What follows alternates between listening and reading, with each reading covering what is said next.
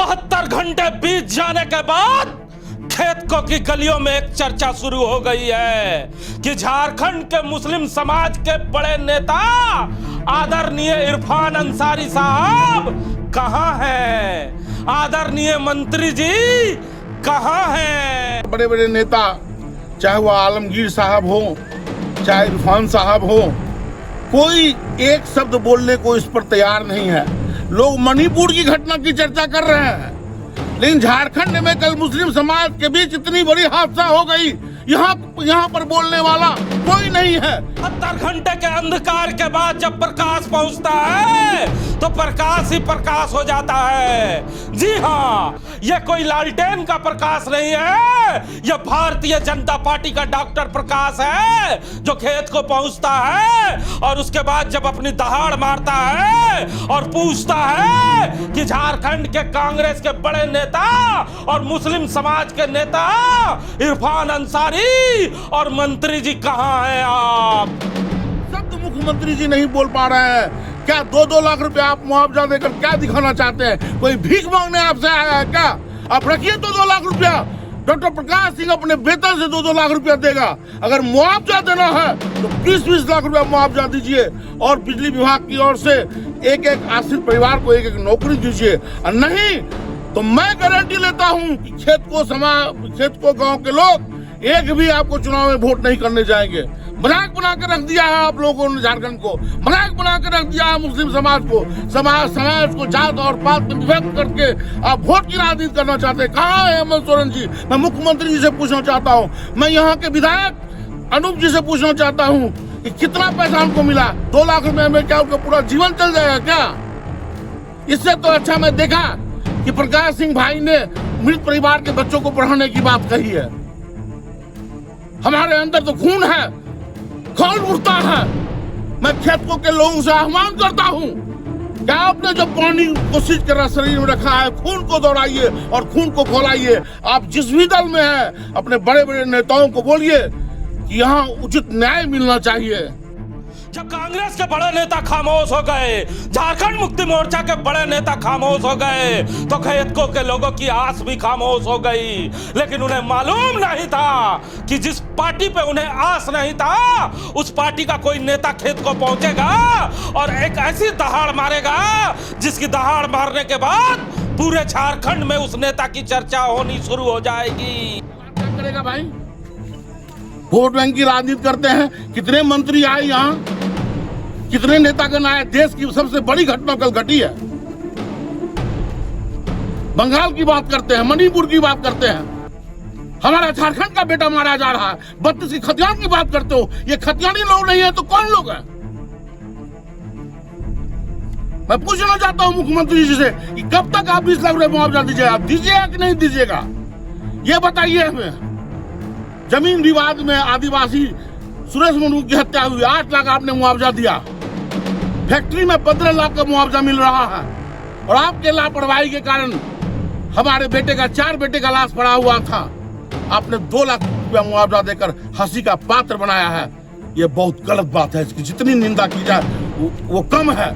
आप मुख्यमंत्री जी अविलंब संज्ञान लीजिए। आपने इस दहाड़ को, यह दहाड़ बोकारो विधानसभा के पूर्व प्रत्याशी प्रकाश सिंह का है जो अभी ताजा भारतीय जनता पार्टी में गए हैं। अमूमन लोगों के दिलों में यह ख्याल रहता है कि भारतीय जनता पार्टी और मुस्लिम गांव में यह कभी किसी ने सोचा भी ना था। लेकिन कल रात को जब डॉक्टर प्रकाश खेत को पहुंचते हैं और जब दहाड़ मारते हैं और कहते हैं कि अपनी सैलरी से 2-2 लाख रुपया दूंगा, राज्य सरकार क्या मुझे और खेतको के लोगों को भीख दे रही है क्या?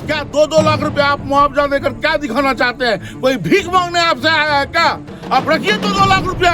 डॉक्टर प्रकाश सिंह अपने वेतन से 2-2 लाख रुपया देगा। अगर मुआवजा देना है तो 20-20 लाख रुपया मुआवजा दीजिए। सुना ना आपने, ये डॉक्टर प्रकाश हैं। इसी मुद्दे पे बात करने के लिए हमारे साथ राम नारायण शर्मा है। शर्मा जी, बड़ा प्रश्न है जो डॉक्टर प्रकाश ने उठा दिया है और पूरे राज्य में यह प्रश्न गूंजेगा कि यही बोकारो विधानसभा है जहां पर आदिवासी समुदाय के लोग जब काल के गाल में चले जाते हैं तो उन्हें 8 लाख रुपया की राशि दी जाती है। यही महतो समाज के लोग हैं जब इलेक्ट्रिक जीरो स्टील के सामने उनकी दुर्घटना होती है तो उन्हें 15 लाख रुपया दिया जाता है, लेकिन खेतको में जब मुस्लिम समुदाय के साथ यह घटना घटती है तो उन्हें महज 2 लाख रुपया राशि वो भी बिजली विभाग की तरफ से दी जाती है और सरकार खामोश है।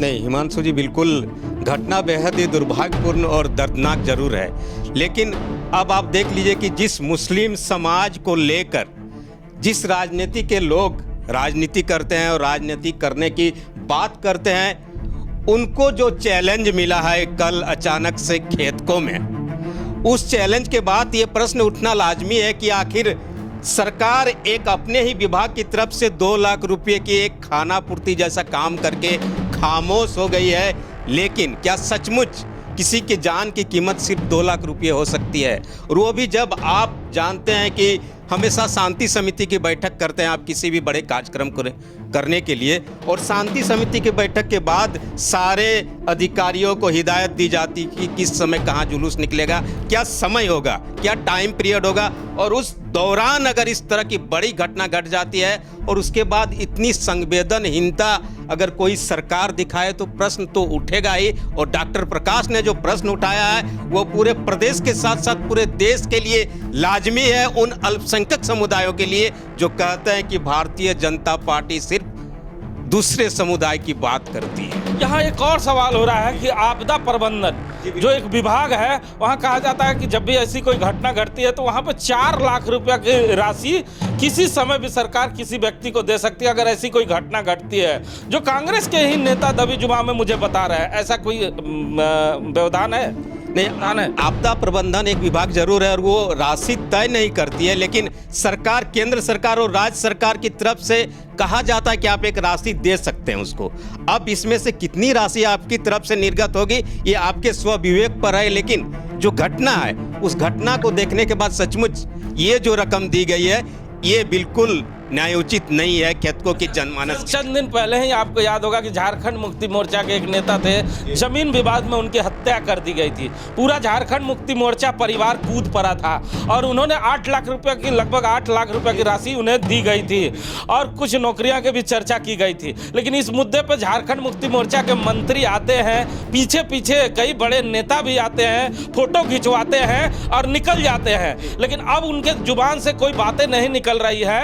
अगर दूसरे समुदाय की बात हो तो यह समुदाय की चर्चा होने लगी है आजकल राजनीति में। जी बिल्कुल, यही मैं बता रहा हूँ कि ये कितना दुर्भाग्यपूर्ण है कि किसी की जान की कीमत अब आप जाति के नाम पर लगाने लगे हैं, किसी की जान की कीमत अब धर्म के नाम पर लगाने लगे हैं। तो इससे बड़ा दुर्भाग्य झारखंड के लिए नहीं हो सकता है कि आप बोकारो जिले में ही एक व्यक्ति के लिए अलग मुआवजा तय करते हैं और एक जान के लिए अलग मुआवजा तय किया जाता है। तो इससे बड़ा दुर्भाग्य, और खासकर जिस झारखंड मुक्ति मोर्चा की आप बात कर रहे हैं, ये हमेशा कहती है कि मैं माय माटी और मानुष जल जंगल और जमीन के लिए जाने जाने वाली पार्टी है। तो क्या ये जल जंगल और जमीन के लोग नहीं है? खेतको के लोग जिन्होंने जान गंवाई है वो आखिर हैं कहाँ के? अच्छा, एक प्रश्न और है, बड़ा लाजमी प्रश्न है। इस प्रश्न को बताने से पहले आपको कुछ बातें जरूर बताना चाहूंगा, क्योंकि चंद दिनों से एक चर्चाएं हो रही है और उस नौजवान की चर्चाएं हो रही है जिसके पूरे झारखंड में चर्चाएं हैं, वो नौजवान भी पहुंचता है। जी हाँ, खेतको जयराम महतो भी पहुंचते हैं, लेकिन बड़ी खामोशी से निकल जाते हैं। कोई चर्चा नहीं करते हैं,